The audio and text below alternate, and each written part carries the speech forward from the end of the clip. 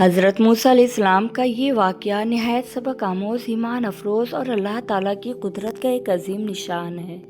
بنی اسرائیل کا مزاج شروع سے ہی کچھ سخت اور شک کرنے والا تھا۔ وہ اکثر اپنے نبیوں پر سوال اٹھاتے، بے جا اعتراض کرتے اور بعض اوقات ان کے بارے میں غلط گمان بھی رکھتے تھے۔ حضرت موسیٰ علیہ السلام جو اللہ کے جلیل القدر نبی تھے، انہیں بھی اپنی قوم کی طرف سے کئی آزمائشوں کا سامنا کرنا پڑا۔ حضرت موسیٰ علیہ السلام بہت زیادہ باحیا انسان تھے۔ وہ ہمیشہ تنہائی میں غسل کرتے اور اپنے جسم کو لوگوں کی نظروں سے چھپا کر رکھتے۔ یہی حیا بعض لوگوں کے لیے غلط فہمی کا سبب بن گئی۔ بنی اسرائیل میں کچھ لوگوں نے یہ کہنا شروع کر دیا کہ موسیٰ علیہ السلام لوگوں کے سامنے اس لیے نہیں نہاتے کیونکہ ان کے جسم میں کوئی عیب ہے۔ یہ بات سراسر جھوٹ اور بہتان تھی، لیکن چونکہ لوگ حقیقت سے ناواقف تھے اس لیے ایسی باتوں پر یقین کرنے لگے۔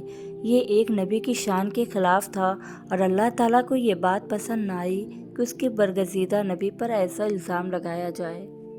ایک دن حضرت موسیٰ علیہ السلام ایک سنسان جگہ پر غسل کرنے گئے۔ جیسا کہ ان کی عادت تھی، انہوں نے اپنے کپڑے اتار کر ایک پتھر پر رکھ دیے اور خود پانی میں چلے گئے۔ جب وہ غسل سے فارغ ہوئے اور واپس آئے تاکہ اپنے کپڑے پہن سکے تو اچانک ایک حیران کن واقعہ پیش آیا۔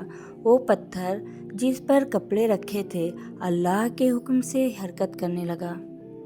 پتھر حضرت موسیٰ علیہ السلام کے کپڑے لے کر بھاگنے لگا۔ یہ منظر حضرت موسیٰ علیہ السلام کے لیے نہایت حیران کن تھا۔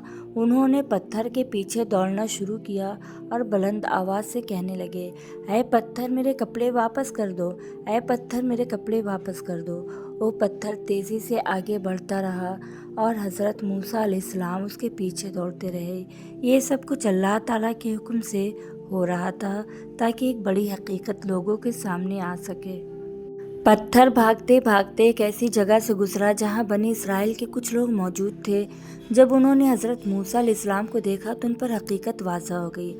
انہوں نے اپنی آنکھوں سے دیکھ لیا کہ حضرت موسیٰ علیہ السلام کے جسم میں کوئی عیب نہیں، بلکہ وہ مکمل طور پر صحیح اور خوبصورت جسم کے مالک ہیں۔ یوں اللہ تعالیٰ نے ایک عجیب طریقے سے اپنے نبی کی برات ظاہر کر دی اور لوگوں کے دلوں میں موجود شک کو ختم کر دیا۔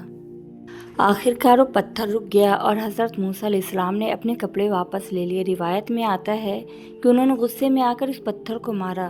یہ غصہ دراصل اس بات پر تھا کہ انہیں لوگوں کے سامنے اس حالت میں آنا پڑا، حالانکہ وہ بہت زیادہ باحیا تھے۔ کہا جاتا ہے کہ اس پتھر پر حضرت موسیٰ علیہ السلام کے مارنے کے نشانات بھی باقی رہ گئے جو اس واقعے کی یاد دلاتے تھے۔